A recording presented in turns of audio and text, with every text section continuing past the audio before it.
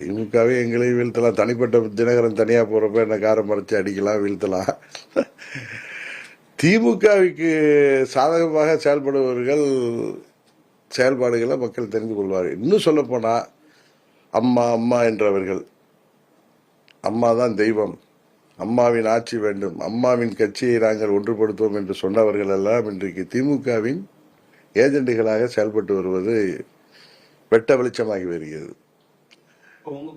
கேளுங்க, அதே மாதிரி ஒரு கட்சி ஆரம்பிச்சா அந்த கட்சி ரிஜிஸ்டர் ஆகிறதுக்கு குறைந்தபட்சம் 6 மாதம் ஆகும்.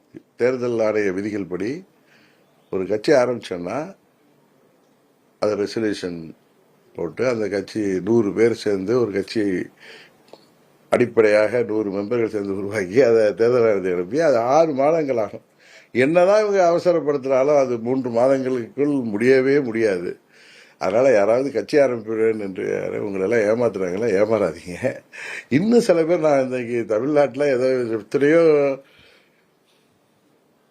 நிகழ்ச்சிகளை பார்த்துருக்கோம். கடந்த காலங்களில் எத்தனையோ அரசியல்கள் இருக்கு.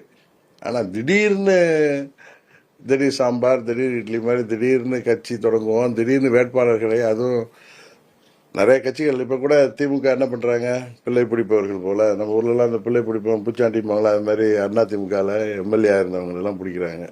அந்த தனிநபர்கள் அங்கே போய் சேர்வதனாலையும் அவர்கள் அம்மாவின் ஆட்சியை வரவிடாமல் தடுக்க முடியாது.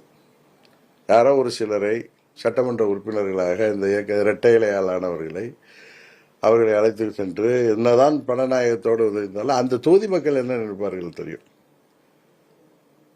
அதெல்லாம் பார்த்துருக்கோம். ஆனால் இன்னொரு கட்சியில இருந்து ஆள்களை பிடித்து வேட்பாளர் நிறுத்துவதற்கு சிலர் வரிசை இருப்பது இன்னும் விந்தையிலும் விந்தையா இருக்கு. இந்த 26 தேர்தலில் இந்த கடந்த 3 மாதங்களாக நடக்கின்ற விந்தைகள் எல்லாம் பார்க்கும் பொழுது, இன்னும் தேர்தல் நடக்கிற விந்தைகள் எல்லாம் பார்க்கும் பொழுது பல பேருடைய உண்மை சொரூபம் வெளிப்பட்டு வருகிறது.